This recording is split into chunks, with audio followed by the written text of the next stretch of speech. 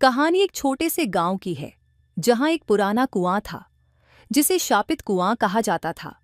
गांव के बड़े बुजुर्गों का कहना था कि कई साल पहले एक रहस्यमयी घटना के बाद उस कुएं को हमेशा के लिए बंद कर दिया गया था।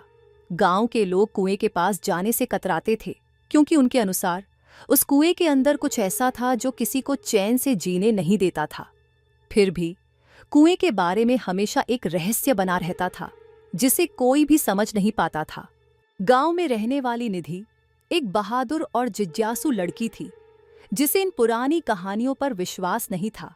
वह हमेशा से इस रहस्य को जानने के लिए उत्सुक थी।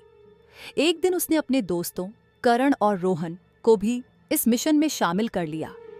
वे तीनों रात के समय बिना किसी को बताए उस कुएं के रहस्य का पता लगाने के लिए निकल पड़े।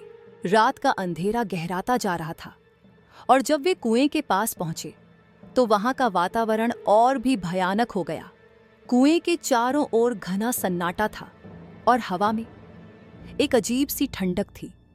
कुएं के पास पहुंचते ही निधि को ऐसा लगा जैसे कोई उन्हें देख रहा हो। उसने अपने दोस्तों से कहा, क्या तुम्हें भी ऐसा महसूस हो रहा है जैसे कोई हमारे पीछे है? कर्ण और रोहन ने हंसते हुए उसे समझाया कि ये सब उसकी कल्पना है, लेकिन निधि की बेचैनी बढ़ती जा रही थी। फिर भी उसने हिम्मत जुटाई और कुएं का ढक्कन हटाया। अंदर झांकने पर उन्हें गहरा अंधेरा और हल्की हल्की पानी की आवाज सुनाई दी।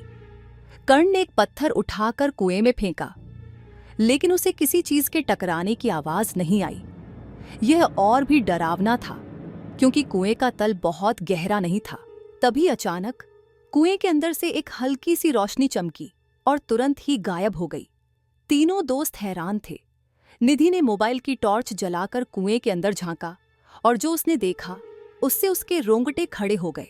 कुएं की दीवारों पर खून से लिखे कुछ शब्द थे, जो इस कुएं में झांकेगा वह अपना अंजाम भुगतेगा। निधि ने घबराकर अपने दोस्तों को दिखाया, लेकिन कर्ण और रोहन ने इसे मजाक समझा। कर्ण ने कहा, यह सब पुरानी कहानियों का हिस्सा है, हमें डरने की जरूरत नहीं है। लेकिन निधि के दिल की धड़कन तेज हो रही थी। उसने तुरंत वापस चलने का सुझाव दिया, पर कर्ण ने उसे डरपोक कहकर उसकी बात को अनसुना कर दिया। अचानक कुएं के अंदर से एक तेज चीख की आवाज आई। तीनों दोस्त एक दूसरे की ओर देखकर ठिठक गए। उन्होंने जल्दी से कुएं से दूर जाने की कोशिश की, लेकिन तभी कुएं के अंदर से एक लंबा बर्फ जैसा ठंडा हाथ बाहर निकला और कर्ण की ओर बढ़ा। कर्ण के पैर जकड़ गए और वह हिल भी नहीं पाया। हाथ ने उसे कसकर पकड़ लिया और खींचने लगा। निधि और रोहन ने कर्ण को बचाने की पूरी कोशिश की, लेकिन वह धीरे धीरे कुएं के अंदर खिंचता चला गया।